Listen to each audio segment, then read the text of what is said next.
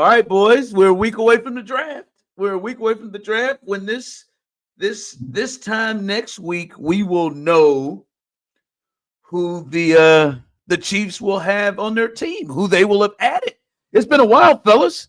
Man, you really are you going like hockey playoff beard? Sorry, sir, to this. I know that you're unable, and I don't like, and I hate to do this with you here. I don't know why you're saying sorry. I'm not. I'm not like remorseful about it. It's not something I've ever been able to experience in my entire life. I am remorseful about it. That's why as soon as I said it, I felt like bad that you're not. It's fine. DK looks great. He looks. I know he's got a hockey playoff beard. Yeah, he looks great. Beard looks great. Thank you. Hair's looking great. He looks fantastic. Looks like he's doing amazing with our time. Well, while we're at it, Serda, I feel like if you were on the team, they would look at you in disgust. Just come on, man. And I think they would maybe push you to like get hair, get implants or something. Yeah, some sort of artificial thing to grow facial hair, or just wear it. No, just like wear it. For the very first time, I plucked a hair out of my cheek like a couple of weeks ago. I've never literally the first time, never before. Never grown a cheek hair in my entire life. Steve, we're trying to have a serious and real conversation now. I want you to start. You got to be truthful. But I think not even a fake. Like, just go get and really have it like I don't know glued on, but really have it on there good, and just wear a fake beard, but really make it look real. But a beard. Yes, but really make it. Man, what that is a great recall right there. The boozer on the head. Oh, that was bad, but do it out of nowhere, like Framber Valdez did that one time. Framber Valdez went out there, just I've been wearing it forever. Like you've had it. Framber Valdez had a haircut like mine, and then his next start, he had dreads down half his back like he was Bob Marley. So I mean, it's that thing, but. It's been a minute. Show and BK, the #1 Chiefs podcast out there. I'm claiming that, I believe. And we got the draft. We got the draft next. And I'm going to tell you this right now, fellas. I feel really good about the position the Chiefs are in. I think what they have done in the offseason free agency leading up to this point. I think they put themselves in the position that most teams want to be in. And you guys may disagree, and that's fine. But I think the Chiefs have put themselves in a situation, in a position where there is not some gaping, clear, pressing need. Like if you looked at the team right now, obviously they won't do it. But if you looked at the team right now, like they could go to battle with this. They could go, and hell, I think it's improved over what it was they went to battle with at the end of last year. Like if you look around what they've done in the offseason, they went and got a left tackle despite the fact that they keep being mocked with left tackles. We could get into that, but they go and get a left tackle. They lose, and understandably, they try to make a decision, but they lose. God damn, who's the damn guard that moved out to tackle? Why have I just lost him to the Bears? They lose Joe Tooney, but we understand what they were doing there. Kingsley, they feel like is a good replacement that you can go with right now. Obviously, with Trey Smith and the best center in football, they're good. And then Jawan Taylor, obviously, So up front with Creed in the game, they're fine. Like you can go to battle. Running back position, they've got Pacheco, obviously. They bring back Kareem. They bring in Elijah Moore, right? They've done some things. Receiver, they bring back Hollywood. Obviously, Rasheed, is he going to be suspended? But anyway, they got Rasheed Rice. Obviously, they've got Worthy. They're good. Tight ends, they're good, right? Kelsey's back. There's no gaping holes on offense. There's no gaping holes on defense, right? Like you bring, the guys that you shook up about, maybe you lose, like a Minahue, he's back. Obviously, you got Mike Dana, you got George Karlaftis, you got Mike Pinnell back. You've still got Chris Jones, obviously. They went and got Jerry Tillery or whatever his name is. their cornerback with Fulton coming in. They've added like safety maybe, but you still look at Cook and the group back there with Shamari Connor. Like I think you're fine, right? I think you feel like you're fine there. There's just no gaping hole. I don't know why I just went through the whole roster, but there's no gaping hole right there. Neither one of you asshats stopped me from just going through the whole roster. Like I didn't realize it until after. But there's no. At first, I thought we were just doing the O-line, and then we moved to receiver, and then we moved to the defense. I was like, damn, we're just going through it. All right. Like, what's the return room look like? I was like, maybe I don't need to bring up Jalen Hicks. I've gotten this far. Maybe I don't need to just say the whole thing. But hell, we're here. But they are not in any pressing. Last year, in the first round, I think they were in 2 pressing positions. They needed a left tackle because they just had Wanya Morris sitting over there. They needed a left tackle, and they needed another receiver. And like that, so they had coming off a Super Bowl pressing needs. They don't have any pressing needs right now. And that to me is the best place to be in because you can draft and do so many different things in this draft, and you're not in a box forced to have to go get something. I love where they're at, and I'm with you, Ron. I do agree with you. You said like 7 minutes ago, I think it was, that we might disagree with where you're at on this team right now. We've only been on for 6:48, so it's not 7 minutes ago. It was 5 or 6. So I do think if they were forced to go out there today and play a football game, I think they'd be fine with this 53. Like they could make it through, and they'd be a really good team this year. And that's the place that Brett Veach always wants to be in. He mentioned that earlier today as we're recording on Thursday. He talked about it where he's like, hey, listen, one of our goals is to go into the draft and be set up to where we could just take best player available. We don't feel like we have needs. And I don't think they always are able to accomplish that goal. It's a nice goal to aspire to, but it's difficult to actually get that accomplished. I think they might have gotten it accomplished this year, Ron. Like, I think they could really use another nose tackle, but if you had to go into game 1 and Mike Pennell was your starter, you'd be fine. No biggie. It's all good, right? He's going to play like 40% of the snaps anyways. I would like to see them potentially add another safety, but they brought back Mike Edwards, and they do have Shamari Connor who can play back there in a pinch if needed. So, like, it's not like a huge need for them. I forgot about that Mike Edwards signing. I forgot they snuck in Mike Edwards. That's right. I think Shamari Connor's going to straight up be in the safety room this year. Like, I don't think he's going to be a nickel cornerback. Please. And I've got no problem with that whatsoever. Like, I think they're just in a really good position. I brought up 2 positions where if they drafted a guy that was a starter, I would say that's probably a successful thing. If they brought in somebody down the stretch, like going into training camp, I'd say that's probably a good move.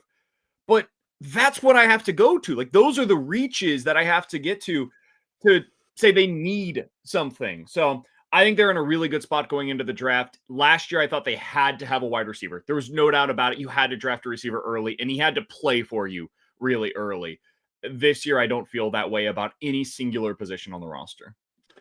No, I've tried to get there with some spots, like you said, the safety stuff, in some of the the interior, D-line, but this puts them sort of in a position where they can draft for future. And when I say future, like, yeah, if they want to draft a left tackle, if they want to put another left tackle in there, they can do that. They can draft a future, tight end. They can do a lot of different things there because, like they did with FAU a couple years ago. Hell, he still hadn't done anything. They won the Super Bowl, and he literally didn't do anything at all as the first round draft pick. You don't hope that's the case, but that's the position they're in right now. I think this offseason's been a home run.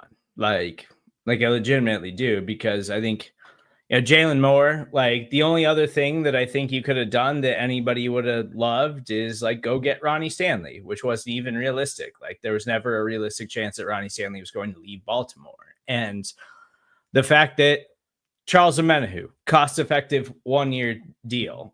Christian Fulton, cost-effective 2-year contract to shore up the cornerback room and give you more depth there. And it's a decent cornerback draft class too, especially in the mid round. So you could go, they've had a lot of success drafting and developing those guys in the secondary. And, you bring back Nick Bolton and you kind of prioritize some of these young players on the roster that you believe are cornerstones, that Trey Smith, like you make some definitive decisions about the future of your roster and things that you were willing to build around. Those are the things that I wanted to see this offseason. They also filled the holes in a cost-effective way across the board to the point where, I think the defensive line depth is thin right now. I would like to see more of that. Like Tershawn Wharton walking after the best season of his career, like doesn't make you feel good, but you can fix that in the NFL draft. Like, I think this offseason was a home run for the Kansas City Chiefs. The only thing that I am worried about heading into 2025 is like, okay, is Rashee Rice really a superstar? Like, is there other, like, is there guys on this team that can step up outside of the guys that we all know and love in Travis Kelce, in Chris Jones, in Patrick Mahomes? Like, that's the only thing that I'm questioning now, because it's still a young team. It's still a talented team with a lot of depth. And I think that they're going to be really good. And this is a team that really only lost one regular season game that mattered last season. So they're going to be up near the top of the AFC. And that's before the draft, before they have the opportunity to try to go find young difference makers. So I think you should be thrilled about where the Kansas City Chiefs are at right now. And this is exactly where every NFL team in the league should want to be heading into the NFL draft. To Serda's point, I think one of the big questions that I have is like, where are your next blue chips coming from? Because Kelce is getting towards the end, whether this is it or not. Like, he is nearing the end. Chris Jones is nearing the end of being like this all worlds everything defensive tackle. I don't know if that's this year or next or 2 years from now, but he's getting closer to the end than he is the beginning of that stretch, right? So I think one of their big questions is, who are the next blue chip talents outside of Patrick Mahomes? I think you have one already developed in Trent McDuffie, and then it becomes can you develop the next guy? Is that guy already on the roster? Could he be added in this year's draft? That's one of the big questions for me, Ron. Well, that's interesting. As we've gone through, it sort of just went through how you should be amped about their offseason, and you should be. What they did in free agency set themselves up to be in a position where they are not in dire need of something. They, as I said, they came off the Super Bowl in dire need of a left tackle and another wide receiver. That's not great. I remember last year when we did the NFL draft show. By the way, this is amazing. Real quick, that was our debut of Foolish Club Media, and that was our debut night, and we are now a year in, and we are rolling top 5 on Fans First in terms of downloads. Even more, we are rolling. By the way, check out the Nightly Fix every night, 10 o'clock. That's coming up, but we'll do it again coming up next week. And we were. I remember sitting there in the second round, looking at every tackle that went off the board. Damn, all right, that leaves this one here. That leaves this one here, because they were in that need. Now this year, it won't be that way, but I am truly curious your thoughts on, is we just went through and set the position they're in, outside of quarterback, obviously, right there at 31, right there in the first round. What positions would you look at that was drafted and say, oh, damn, I don't know about that? Like, I've got 3, dude. I've got 3. That's it. You have 3 actual positions that you would be disappointed. Center, okay, I'll put you. Okay, center. Can't do center. You mentioned quarterback. Quarterback is another one. If you want to eliminate that, then it's 2. And then honestly, linebacker would be the third. See, I wouldn't have a problem with linebacker. I wouldn't have. It wouldn't be my favorite. It wouldn't be my favorite. Is there linebacker? Like, not linebacker, mid-round pick. Fine with a linebacker, not a high-end draft pick, but I would like to see them add some depth. Like, I don't like the depth in the linebacker room. Oh, are we talking about 31 or in the draft? I'm talking about 31. I'm talking about 31. 31. I would be disappointed in a linebacker. I would wouldn't be even be disappointed because you disappointed. just paid your middle linebacker and you have a couple others that are still coming back from last year. Like 31 would be a pretty big disappointment. Again, unless it's Campbell from Alabama. That guy is special. Go ahead. I was going to say, I don't I'd have be a shocked hatred. if he's there. I don't think they will. I don't have a hatred of you saying I see the Drew Tranquil replacement after this year, and he's going to move right up into that spot. Now, I don't know if you got to get it at 31, but I'm with you. I don't like it's like if they went corner, love it. You can't have enough depth. If they went safety, I think they probably got a guy that could probably walk in and maybe get at least big time minutes. If obviously receiver, I think they can help there. Mm-hmm. Tight end right now, you're with Travis and Noah Gray, and it like literally there anywhere on the D line, right? Like there is no spots that would be very disappointing outside of, as you said, for me, quarterback, center, and the guys that use their feet. Like that's it for sure. For me. And part of that, Ron, it's twofold, right? Like last year, you had to get a tackle, you had to get a receiver. Like those had to be your first two picks. And this year, since you don't have that obvious need the way that you did a year ago, it opens things up for you in that respect. And then you look at it, you're like, okay, well, we could use a receiver. Like, Xavier Worthy, he's in a really good spot, but he's a very specific type of receiver. He's a smaller guy. He's going to be playing off the line of scrimmage. Hollywood Brown, 1-year deal, right? Could they find a bigger, stronger, more solidified outside wide receiver that not only replaces Hollywood Brown down the road, but also does some of the stuff that Travis Kelce does for them as that outside wide receiver, that X receiver for them? That'd be a really nice thing to get. I don't know that there are tight ends in this class that can replace a lot of what Travis Kelce does outside. There might be receivers that can, though. So I could make the case there. I could make the case for defensive line very easily. Corner, Ron, you mentioned that. I think some people might scoff because you do have a couple of good corners coming back, plus you just signed one in free agency. Yes, that is true. Also, Jalen Watson's coming up on a free agency year. So if you want his replacement internally, they've done this a ton, where they just draft the next guy. And whether that's in the first, second, third round, you might get Jalen Watson's replacement in this year's class. So I think there's just probably a dozen different spots that you could draft in this year's class at 31 overall, or if you traded down or up. And I'd be like, yeah, I get it. It makes sense to me.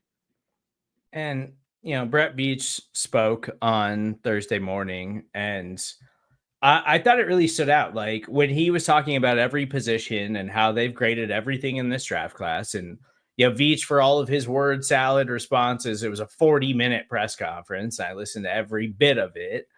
He mentioned the defensive end draft class a bunch, like multiple times, like even at times like unprompted. Like they seem to really like this defensive end draft class. And I'm to the point where, like, yes, I think as far as offensive tackle goes, keep throwing resources at it until you get it right. I'm never going to have a problem with that. So if a guy's there at 31, if a guy is slipping and you can find a way to move up and find a way to go get somebody that you think is going to solidify that, and then we don't have to worry about it for a few years, I'm totally on board with that. But I also think defensive end or defensive line in general should be the priority. But also, like, if Luther Burden's there, you could totally talk me into that. Like I would totally be happy with them taking Luther Burden at 31 if he's sliding in the first round. Like I wouldn't be mad about that at all. I can get some hear thoughts on Burden first. I can hear that octave go up with you, Serda, because you stayed up there when you got to Luther Burden. Please, because it's weird. Because I've heard the mixed stuff on Luther. Like hey, and most of it is the attitude, and not necessarily the attitude, but like is he a pro? Is he going to be able to, like, that's the one thing for me. I don't give a shit about that as much. Like I think the Chiefs have a locker room where they can kind of control that, and Patrick Mahomes and Andy Reid just make people feel differently, unless your coach was not Nathaniel Hackett or something. I think they feel different. But what's the thing? Do you think Luther Burden is being unfairly treated? Because I might take this to my own radio show, but go ahead. A little bit, to be honest with you. I think I don't think Luther's like a bad kid. I think that's being overstated a little bit. I think he's got a little bit of an attitude. I think there are times where you see it on the field. The body language is not good. I talked about this while he was at Mizzou. Like, this is nothing new. My thing for his fit with the Chiefs, I just don't know how he fits with what you already have, man. I think he's Rashee Rice 2.0. He's a slot receiver. He's a power slot. He wins across the middle. He wins with yards after catch. He never lines up outside. He's a guy that his freshman year lined up outside at Mizzou, and it was the worst thing that could have happened to him. He had no chance of winning out there. Now, I don't know if that would have sustained over the course of his entire career, but after his freshman year, the kid that was previously in the slot, his name was Dominic Lovett. He transferred to Georgia because Luther was going to be moving into the slot. Luther moves into the slot and has all of his success there. Was unbelievable, incredible sophomore season, came back as a junior, was up and down, but a lot of that was mostly due to the quarterback position being up and down. I think Luther's going to have a really good NFL career. I think people are way overstating some of the stuff that's gone wrong with him in college, and if he ends up being a second-round pick, I think he'll be a really good second-round pick for somebody. I just don't know. Real quick, he seems like he is really going to be where he lands is important. Like, I know that sounds stupid, but what I mean is, like, it could have a completely different career if he goes to the wrong place. Maybe. Again, I don't know if I agree with some of the stuff that's coming out personality-wise. I don't know that it's really all that bad. I think more of it is like about the fit. Can you get the most out of Luther Burden? If you don't have an accurate quarterback, if you don't have a guy that can get the ball to him, he's going to get upset about that stuff. But I would also say for the Chiefs, the thing that worries me most is, how do you get him on the field? Think about all of the receivers that the Chiefs have right now and where they have to line up. Almost all of them are best coming out of the slot. And that includes, at this point in his career, Travis Kelce. So how are you going to get Burden those opportunities out of the slot when Rashee Rice is your guy that does that? When Travis Kelce's your guy that does that? You're going to manufacture opportunities both for Hollywood Brown and also Xavier Worthy to get those chances in the slot. I just think it's too much. I don't know that he fits for this team. I like him. I think he's going to be a good player. And if they didn't have Rashee Rice, I would be saying take him at 31 and just be done with it. But I don't know that he makes sense for what they have right now outside of him. Yeah, I'd like a Marcus Golden type, to be honest with you. That would be someone on the edge with speed like that. That would be sexy to me. But the receiver part, that I'm not saying, I do think they're going to take another receiver in this draft at some point. But their front three, again, depending on what happens with Rashee Rice. I mean, stuff is just quiet, so I wonder if he's just going to go unnoticed and he's not going to get suspended. Like, for me, I had just marked 6 to 8 games to start the season with everything that happened last offseason. But the place for me where I would say I have the biggest point of contention is, how are they approaching the offensive line, especially early in the draft, right? They've got 4 picks in the top 100. So they've got 31. They've got a second-round pick and 2 threes. And so I consider the top 3 picks, I consider top 3 rounds, I do consider those in some way premium to contribute. Like, I think those are picks that are contributors to the top 3 rounds. I wonder how much attention they are thinking they need to pay to the offensive line, because I look at the offensive line, and for me, they go out and go get the left tackle from the Niners, and like that, to me, yes, he is. He's going to be, I don't even want to say a project, but somebody that doesn't have as much experience, but I think he is solid from what we have seen, and I feel like he's going to be better than what the Chiefs have had the last 2 years at left tackle. That's the sense I get, right? I feel like he could be on the range of the Eric Fishers and the Orlando Browns. So you're substantially better at that position. I don't know about you. I like Kingsley right there, and you use the second-round pick to get him. I'm excited about seeing that. Obviously, Creed Humphrey is the best center in football. And then you've made the decision to roll with Trey, which I understand. And then Jawan Taylor, as I've said on this pod quietly, he is the guy that first impressions suck ass for him, and you just think about the first impressions. But quietly, Jawan Taylor, especially the latter part of the season, he was really, really good. Not just average. He was really, really good against really good pass rushers. So I mean, I think you're fine there, but I keep seeing tackles mocked to them. I keep seeing Simmons from Ohio State or Connerly Jr. from Oregon. I keep seeing O-line and tackles in particular.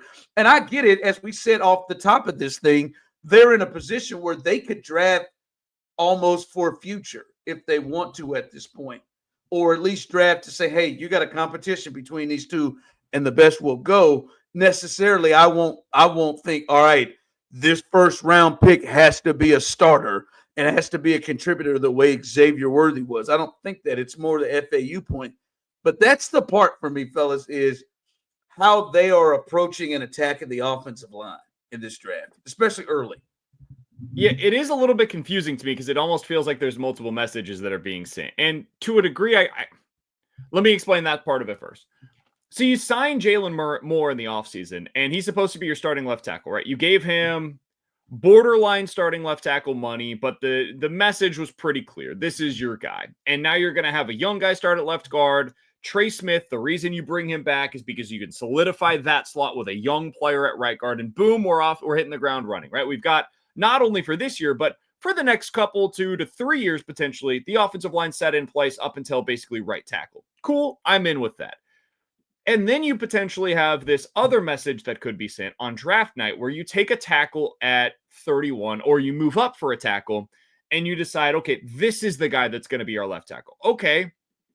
Then what was the Jalen Moore move for? I guess it's just insurance. Like a $20 million insurance policy to avoid the Kingsley situation again? Yes, but his contract does allow them to get out of that. Sure. After a year. Sure, but effectively what you're doing there, Ron, is you chose Jalen Moore over bringing back Joe Thuney. Like money cap for cap, that is basically what it would have been if that's the decision that you end up making, which I don't know. I don't know that I would feel great about that leaving the draft, but I also wouldn't have felt great if they end up leaving the draft and they get screwed because the tackles fly off the board again and they end up in a situation where they have no starting left tackle going into opening night. So I guess they were just between a rock and a hard place. But my point is this. I don't know if I feel great about them taking a tackle at 31 this year. I think that might just be me having flashbacks to what happened with Kingsley, flashbacks to what happened with Wanye, and I don't know how fair that is because those guys were second and third round picks, not top 35 picks. But we've talked about this before in the past, Ron.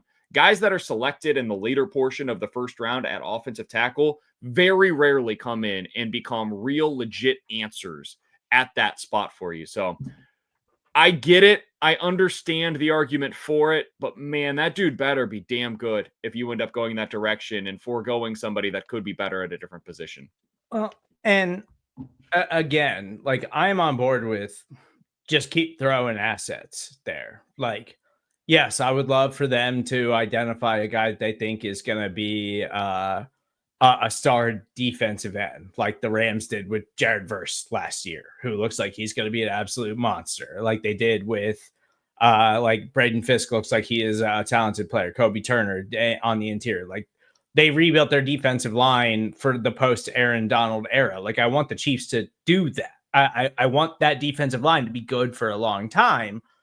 But this also feels like a draft class where they could be aggressive. Like it feels like the compensatory picks, I feel like even though they're late round picks, like I feel like just having a little bit more volume in the picks and then having that valuable Titans pick at the top of the third round, like I feel like that could weigh heavy for the Chiefs to try to move up a little bit here if they identify if one of these tackles slides and they can go up and get him. And I'm totally in favor of them doing that, but also like, yeah, I don't want them to just at 31, like they did with FAU when there was reports that like, oh, they wanted Nolan Smith. Like they were hoping Nolan Smith was going to slide to him. And, you know, Nolan Smith hasn't totally panned out, but Nolan Smith was a baller in the postseason last year. Like, finally turned it on as an NFL player. Like, I don't want them to just settle at 31 and to just sit back and wait. And so if they're going to be aggressive, I am totally in favor of it to go up and get their guy, because I want them to figure this offensive line thing out, because I want this to stop being a thing that we have to talk about year after year.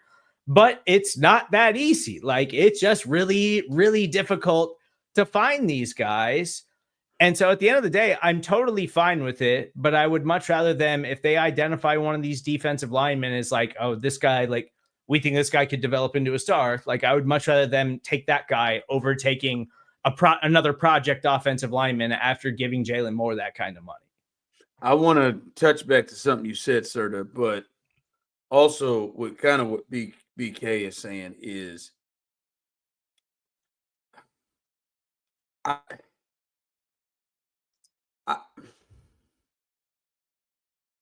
I don't want them to just go, all right, man, we're looking at potentially bringing in a tackle. We're looking at potentially bringing in a tackle, and in a sense of like some sort of a competition or some sort of whatever with Jalen Moore. I like, for me, I don't want them to just go in there and just say, all right, we're going to, like, when you say throw as many assets at it, I get that point of it, but I don't want them to just waste them. Like, I don't want them to just waste assets, right? Like, you clearly made a decision and said, oh, Jalen Moore, this is somebody we have looked at. They had a chance to get more accomplished guys that cost more, right? I think that the Titans picked up Dan Moore. Like, they had a chance to get other guys. So I don't want it to just like throw guys. And Jalen Moore's younger, like less body of work, but more development potential is basically what the Chiefs are banking on. No. And so I think they got to trust what they saw and what they believed in. But yeah, so the throwing stuff at it, I don't know that I want them to just, all right, man, hell, man, let's just do it. Let's just do it, because like BK said earlier, I don't know how many tackles are going to come in at 31 right now and give you and make you feel better about what you're putting out there over more. I don't know how many tackles are going to be at 31 that you say, yep, all right, I feel like that cat's going to be ready.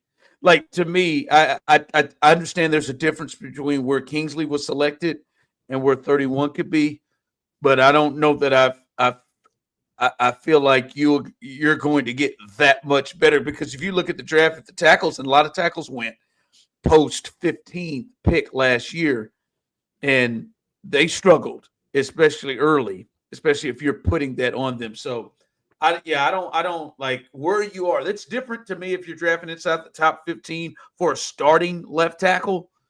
But I don't know about where the Chiefs are going to be. I think that's why you did the Moore thing. I also just think I don't know, maybe I'm just wrong on this, right? And maybe we're just totally misreading this. But man, when was the last time Brett Veach brought in a guy as like an insurance policy where he was like, yeah, I don't know, we just want to make sure that this is the 20, and not just $20 million guaranteed insurance policy. Exactly. That's the thing. Like, they brought back Kareem Hunt. What is Kareem Hunt? An insurance policy. You want to make sure you don't see that floor at the running back position again. So you go get guys in the offseason that can make it stabilized if you end up having injuries there.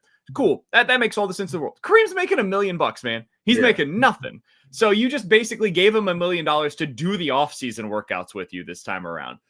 This is a $20 million player. No, not for this year. But if you decide to move on from him after this year, it's $11 million this year and then $10 million in dead cap for next year.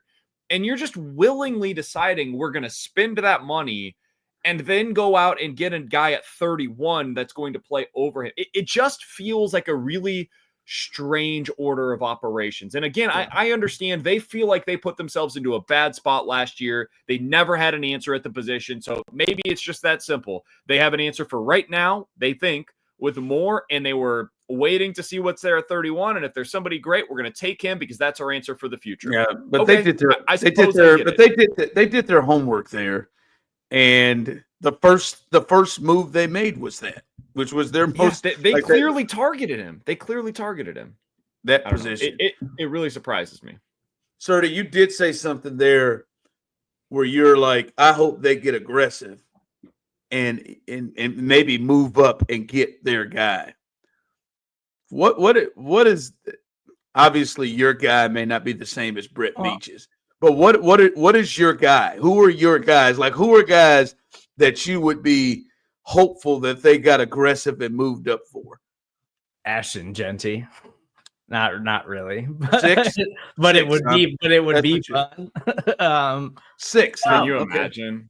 So I had a long conversation with Rocky Magana about this actually earlier today. And I was like, Rocky, like I'm not as deep on the draft class. Like I've been trying to catch up over the last couple of weeks or whatever. Like, who's the guy? Like, if the Chiefs could have him, like, who's the guy that you would run through a wall for?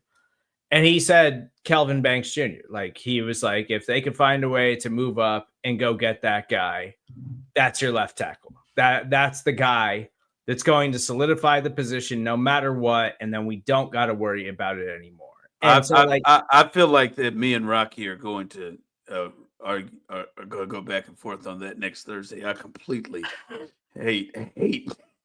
He struggled with pass rushers last year from the right side. Well, again, not as read up on the draft class as I typically am this season. But that's what I was asking is like, because I've been much more just like positional value, like defensive end, identify a guy. And I'm much more at this point, like go add defensive line depth than I am add offensive line depth. Like I am much more on that side of the line right now. But if you're going to be aggressive and go up and get a guy like the Chiefs and Veach mentioned the McDuffie trade in his press conference today, like, if you identify a guy that is your Trent McDuffie, that is like, that's the guy that we have to have right now, and we can't believe that he is available right now, absolutely go get him.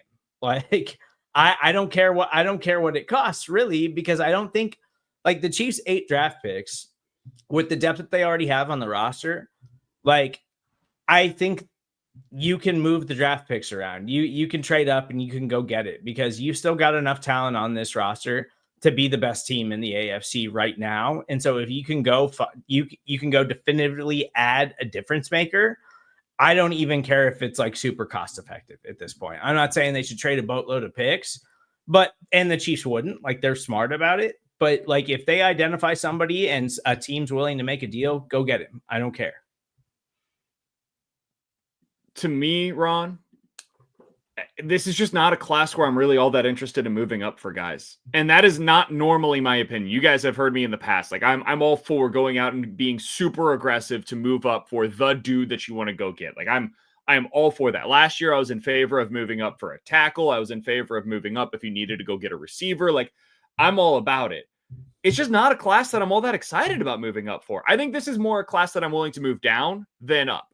And one of the reasons is because if you wanted to go be aggressive to get that tackle, I just don't know who that guy is. Josh Simmons is a tackle that a lot of people are talking about. He's the offensive tackle from Ohio State. He had a huge injury this year, and people don't know how he's going to come back from that. You can be as excited about the prospect as you want. He had a serious knee injury, and it's just unknown on what he's going to look like coming back. The patella tendon injury is not the one offensive lineman generally, like, how they're going to come back from. It takes beyond a lot of that. Time, it's a rough injury to come back from. Especially beyond that, Will Campbell is an offensive tackle, short arms, good player, short arms. I'm not sure he's a guy that. But you're not. But we're not being realistic. I mean that's a top 5 pick. Yeah. You're not going for 31. Right. And same thing for Armand Mimbu. Mimbu also, by the way, right tackle, not a left tackle. Probably not what you need. Then it's Josh Connerly Jr. from Oregon. I think he's a really good player. He's all over the map in terms of where people think he's going to go. Some people are saying top 15 pick. Others are saying he might be there for the Chiefs at 31.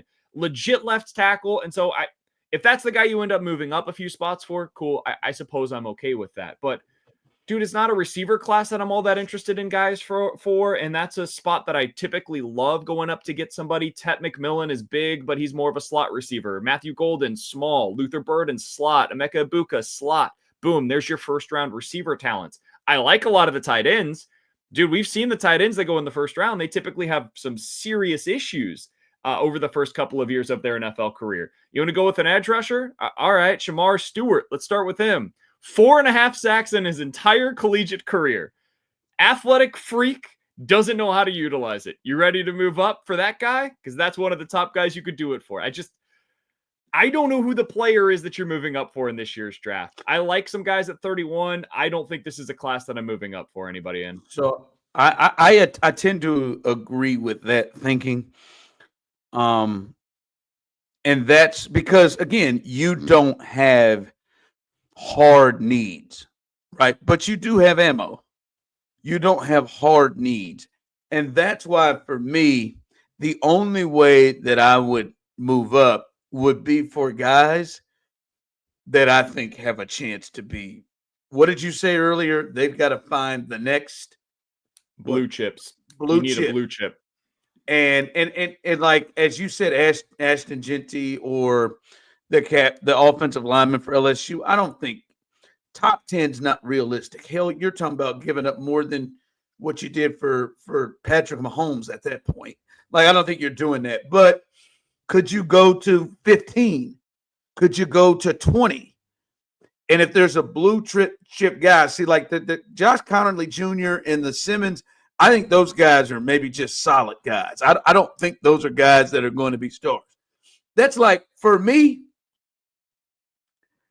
like if Tyler Warren, who is I've seen go as high as like 10 to the Bears, or I've seen go to the Colts between the 14-15 spot, I think that dude has a chance to be a big-time playmaker and star in the league.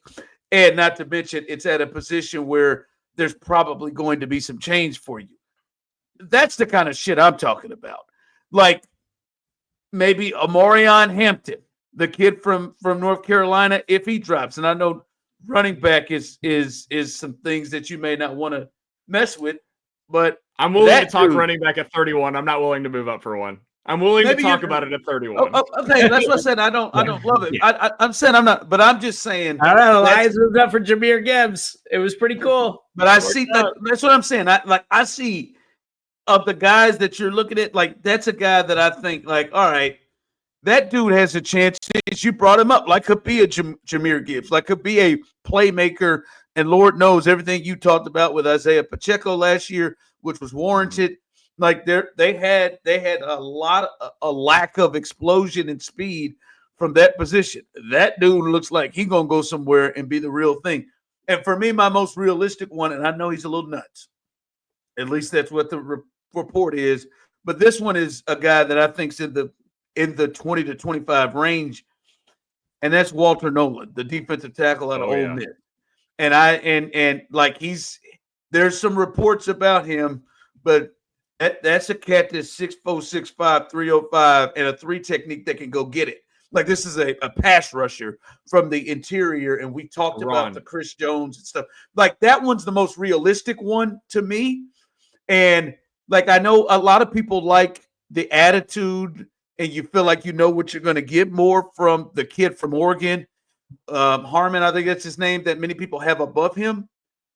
But everybody consistently says that Walter Nolan might be the most talented defensive tackle. It's just a little bit of what's happening with Luther Burden, like and it's a little bit more with him. He's had some moments at Ole Miss, but he's got, as you said, the blue chip thing. Like that's one that I would really look at if he's sitting there in the 20s and we're sitting here saying like, oh, what we're gonna do at 31? Like that might be one I might be aggressive to go up to get.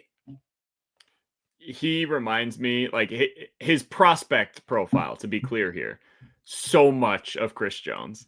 Like, when you think of the player that Chris Jones when he was coming out of Mississippi State, he was a guy that was questionable effort, clear talent, like no doubt about it, has all of the size, speed, all of that stuff that you could possibly ask for. And there were flashes where it was special, but it was just a question of like, can somebody get him to play that way all the time? Chiefs found a way to do it. If you could get Walter Nolan in here, he is one of the guys that I love in this class, Ron. And if you can make it work and you get the most out of him, that's a potential blue chip talent. I'm totally with you on that. I like Derek Carman as well. I love Tyler Warren. He's one of my favorites in this class as well. I just enjoyed the hell out of watching him. That's a little aggressive. Like that's 10 to 15. But I don't know. I'm starting to think he might drop, Ron. And the reason why is because he didn't do the athletic testing for the most part. I'm not even sure he's going to be the first tight end off the board at this point in time. No. And if that ends up being the case, man, and he's there at like 20, your first round pick 31 plus the Titans' third round pick gets you up to roughly 19 overall. That's probably what they're going to be targeting, is that like once you get to 19, 20, that's when you can start talking about potentially trading up. I'm with you. I don't think that Tyler Warren will be there. I don't think he gets past the Colts at 14. That to me. If he's there, he's a guy that I don't think you should trade up for a tight end, but I'd be convinced of it. It wouldn't be a hard sell for me. Yeah, he's different. He's kind of different, right? And so that's to me. If in this draft, like you don't have to trade up to go. Like I think the Chiefs did that last year. I think they saw potential blue chip with Xavier Worthy and speed, and they went up and grabbed him, right? And I that would be my thought. Yep. Hold on, real quick before we get out of here. Y'all think the Chiefs are staying in the first round? Yes. I think they will probably pick at 31 because I think it will be similar to the FAU draft where nobody will want to trade up to 31. I don't think it will be due to lack of trying. Yeah. Unless there's a quarterback late. If there's a quarterback that's still there. Yeah. Ship Kid or something like that, or Jackson Dart or something. It feels like there's going to be not enough teams see enough value in trading back in that late in the first. If you had to predict a position that they end up taking at 31, what do you think they go with? Not a player necessarily, but a specific position. D-line. Yeah. I'm going to go offensive tackle. I feel like I should be more surprised by this, but there have been so many national outlets that are picking offensive tackle for him. I think they're going to do it. It doesn't totally jive with what they've done in previous years. Yeah, and this isn't and it might be because Jawan Taylor's last year, and maybe that could be the for the future of right tackle. That could be it as well, and not necessarily the left tackle. So that could be the thing too. So, but you're right. There are too many people who have educated guesses that are saying tackle right now. So I don't know. We'll see. We are